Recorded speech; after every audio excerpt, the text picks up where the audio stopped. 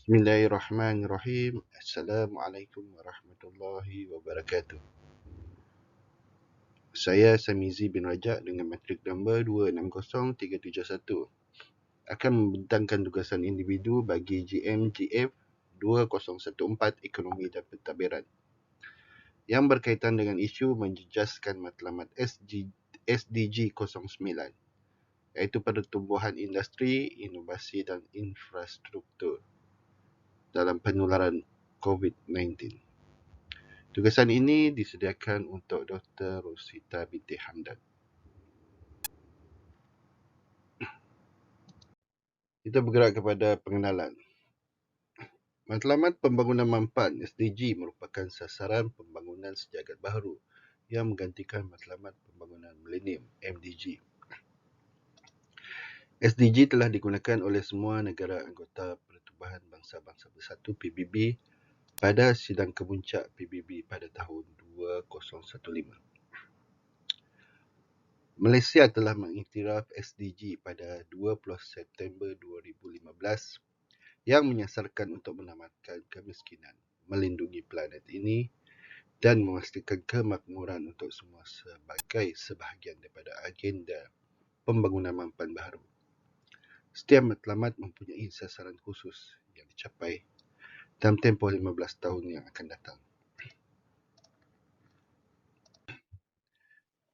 Seterusnya, Malaysia juga telah menetapkan falsafah pembangunan yang menyeluruh untuk semua melalui wawasan kemakmuran bersama 2030 dengan teras khusus untuk menangani jurang kekayaan dan pendapatan yang seterusnya akan mencapai objektif pertumbuhan yang saksama untuk mewujudkan sebuah negara yang bersatu padu, makmur dan aman.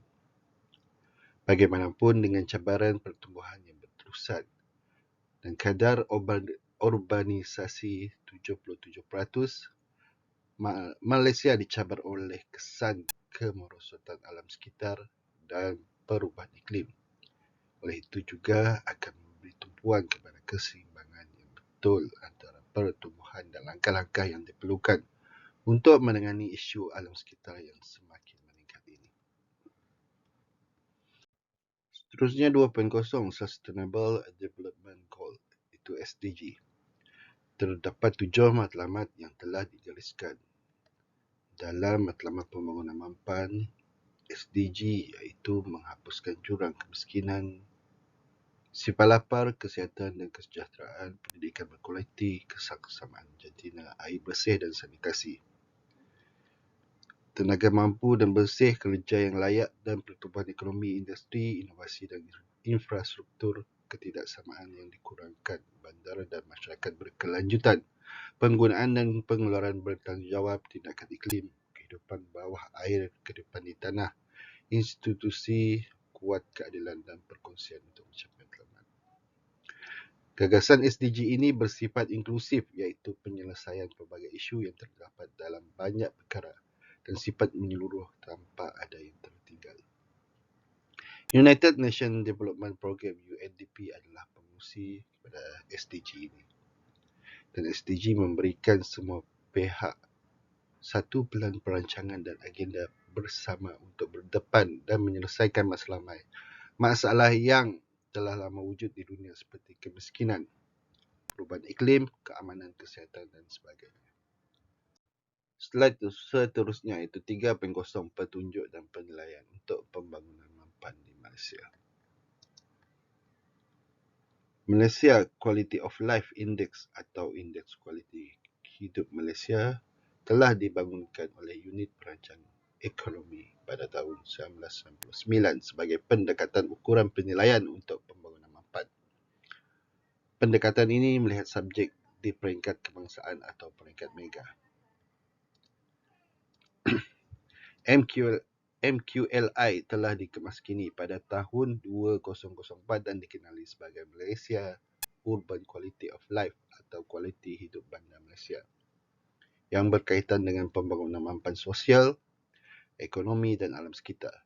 Ia serupa dengan MQLI tetapi lebih tertumpu di bandar-bandar utama di Malaysia yang menjadikannya berfungsi di peringkat bandar. Sehubungan dengan itu, di Malaysia, Jabatan Perangkaan Malaysia iaitu DOSM menjadi salah satu agensi penting dalam mengumpul, memungut, mentafsir serta menyebar perangkaan untuk memantau prestasi ekonomi serta pembangunan sosial negara. Seterusnya kita balik kepada matlamat ke-9 iaitu membina infrastruktur yang berdaya tahan, mempromosikan perindustrian inklusif dan mampan serta memupuk inovasi. Sasaran utama matlamat ke-9 SDG adalah bertujuan untuk pembangunan serta pertumbuhan ekonomi. Sehubungan itu, sasaran utama dalam matlamat ke-9 SDG adalah bertujuan untuk membangunkan infrastruktur yang berkualiti, boleh dipercayai, mampan dan berdaya tahan, termasuk infrastruktur serantau dan merentasi sepadan untuk menyokong pembangunan ekonomi dan kesejahteraan manusia dengan tumpuan kepada akses yang berpatutan dan sama untuk semua. Yang kedua iaitu menggalakkan perindustrian inklusif dan mampan, dan menjelang 2030 meningkatkan bahagian industri dalam pekerjaan dan keluaran dalam negara kasar dengan ketara, selaras dengan keadaan negara dan menggandakan bahagiannya di negara-negara kurang maju. Yang ketiga iaitu meningkatkan akses perindustrian berskala kecil dan perusahaan lain khususnya di negara membangun kepada perkhidmatan kewangan termasuk kredit, mampu bilik dan penyepaduan mereka ke dalam rantai nilai dan pasaran.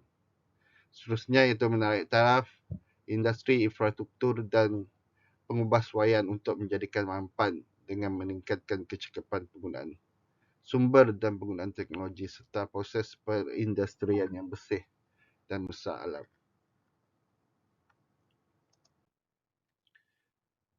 Seterusnya iaitu pencapaian global. Menurut laporan United Nations 2022 dalam menjayakan SDG, kita mesti bersungguh-sungguh memastikan bahawa pilihan dasar tidak meninggalkan sesiapa. Dan usaha nasional disokong oleh kerjasama antarabangsa yang berkesan berasaskan komitmen terhadap diplomasi dan pencegahan krisis.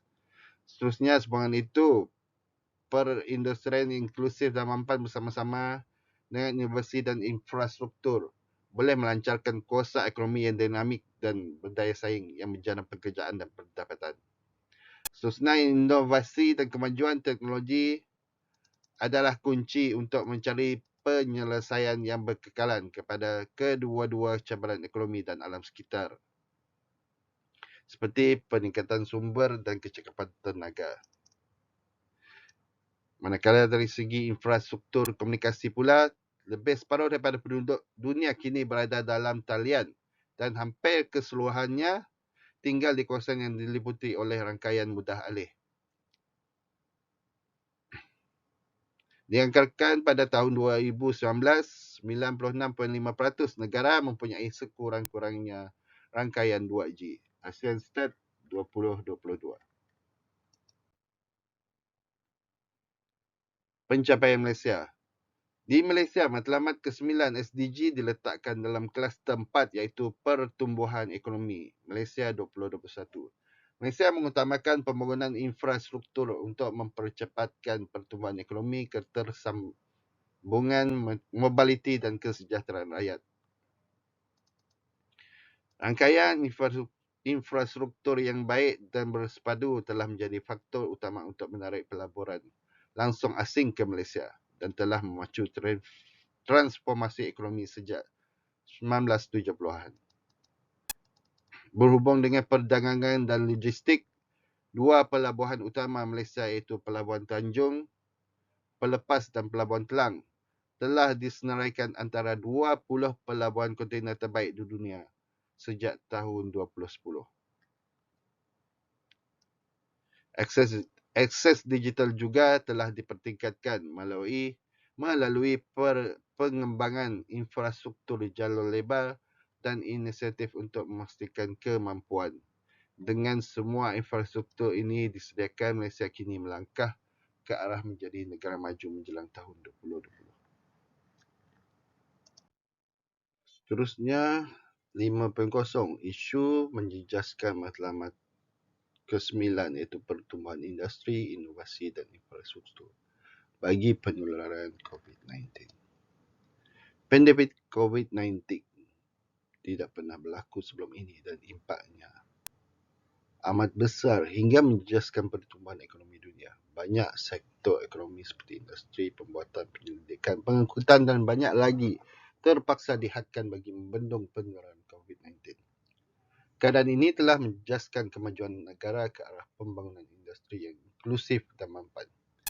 Yang terkandung dalam matlamat pembangunan mampan SDG ke-9 iaitu membina infrastruktur yang berdaya tahan, menggalakkan perindustrian yang inklusif dan mampan serta memupuk inovasi.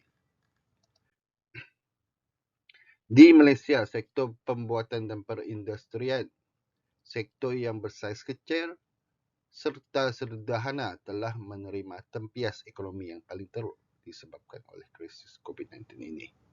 Kekurangan aliran tunai yang disebabkan oleh rantaian nilai dan gangguan logistik, termasuk ketidakupayaan untuk menyampaikan, mungkin disebabkan oleh langkah-langkah pembendungan penularan COVID-19 seperti penutupan sempadan negara dan Perintah Kawalan Pergerakan MCO.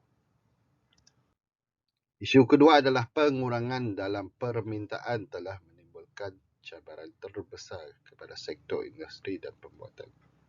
Penurunan pesanan serta permintaan telah menyebabkan penurunan dalam hasil. Kekurangan aliran tunai firma amat bermasalah disebabkan isu ini. Kebanyakan firma telah bertindak balas dengan mengurangkan kos operasi untuk mengatasi kekurangan aliran tunai hinggakan berlaku pengurangan pekerja, pengecilan skala pekerja dan pembuangan pekerja.